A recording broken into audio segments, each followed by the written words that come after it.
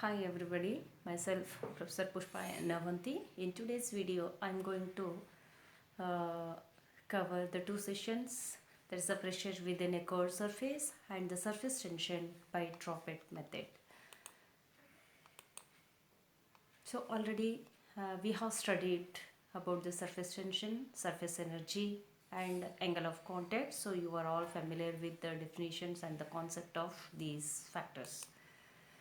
So the pressure difference across a liquid. If the free surface of a liquid is a plane, then the surface tension acts horizontally as shown in figure. It has no component that will be perpendicular to the horizontal surface. As a result, there is no pressure difference between the liquid side and the vapor side.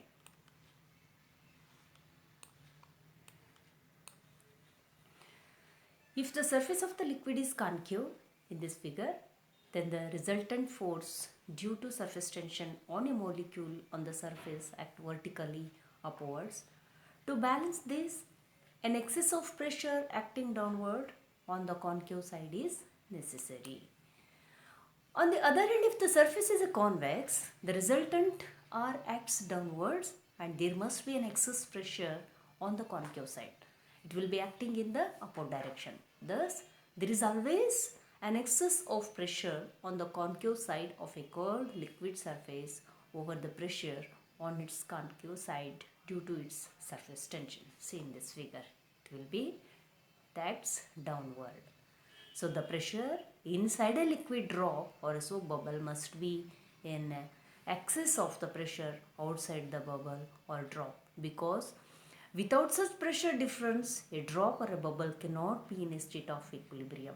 Due to surface tension, the drop or bubble has got the tendency to contract and disappear altogether. To balance this, there must be an excess of pressure inside the bubble. So, we have to obtain the relation between the excess pressure and the surface tension. We have to consider a water drop of radius r and it has a surface tension T. See, consider this is the one of the drop. The excess of pressure P, this is the P is nothing but excess of the pressure inside the drop, which provides a force acting outwards which will be perpendicular to the surface to balance the resultant force due to surface tension. So now we have to imagine the drop to be divided into two equal halves. Considering the equilibrium of the upper hemisphere of the drop, the upward force on the plane face ABCD. So this is the plane ABCD due to excess pressure P is P pi r square. If T is the surface tension of the liquid, the force due to surface tension acting downward along the circumference of the circle ABCD is T into 2 pi r. Therefore, at equilibrium here both the forces are equal, that is P pi r square is equals to T into 2 pi r. After simplifying this one, we will get P equals to 2T by R.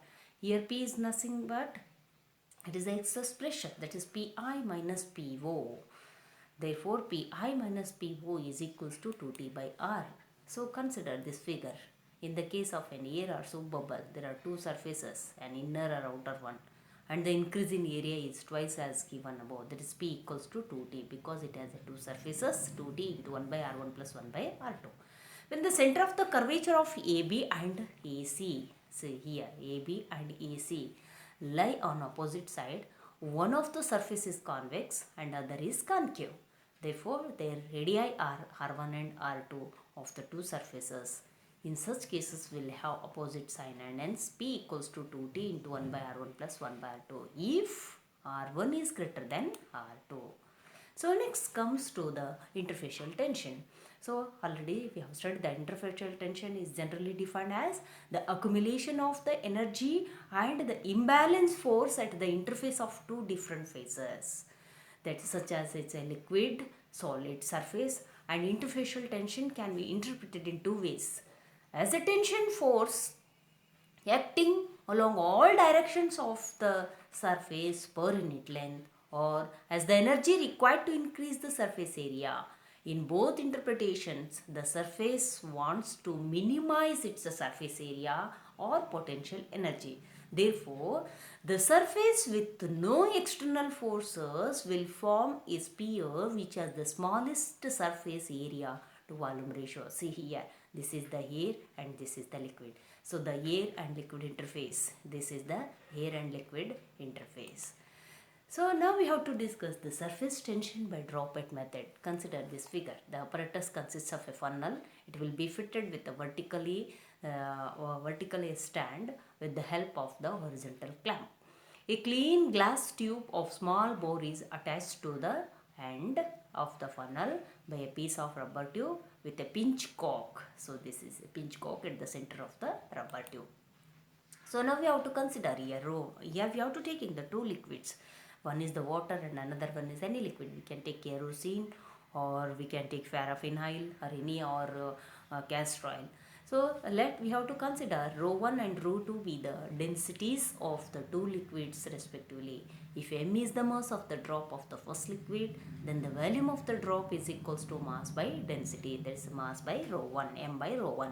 This is equals to the volume of the second liquid that will be displaced due to the formation of the liquid drop. Therefore, weight of the second liquid displaced is equals to the volume of the second liquid displaced into density of the second liquid and acceleration due to gravity. Therefore, here m by rho 1 into rho 2 into z is equals to mg is equals to rho 2 by rho 1. Then the apparent effective weight of the drop is equals to mg minus, means the difference between these two, mg minus mg into rho 2 by rho 1, or mg, we can take mg common, then it becomes 1 minus rho 2 by rho 1.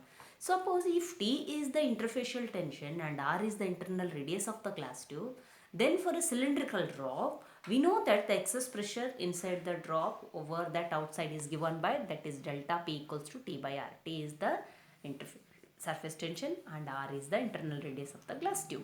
Then the outward force acting on the drop due to this excess pressure inside it is delta P into pi R square. So now we have to substitute the value of delta P, that is T by R. T by R into pi R square is equals to pi RT. After simplifying this one, we will get pi RT. Total downward force is equals to mg into 1 minus rho 2 by rho 1 plus pi RT. The upward force acting on the drop due to its surface tension is equals to 2 into pi RT. See, at the equilibrium position of the drop, we have total downward force is equals to the total upward force, that is mg into 1 minus rho 2 by rho 1 plus pi RT is equals to 2 pi RT. So then after simplifying this one, T equals to mg divided by pi R into 1 minus rho 2 by rho 1. So it was assumed that the drop attains the static equilibrium after having attained cylindrical shape at the time of its detachment. But the detachment of the drop is a dynamical process and not a static process. Therefore, by dimensional analysis, we get the above relation in the form that is mg into 1 minus rho 2 by rho 1 into Tr phi. According to Lord Rayleigh, from his calculation, the value of this function, that is phi into T divided by gr square rho 1 minus rho 2 is equals to 3.8. And now we have to substituting these the value of phi in this expression, then we will get mg into 1 minus rho 2 by rho 1 equals to Tr into 3.8. See here, T is equals to, so after simplifying this one, make it T equals to mg divided by 3.8 into R 1 minus rho 2 by rho 1. So this is the required expression for the interfacial tension of the two liquids by droplet method. Thank you.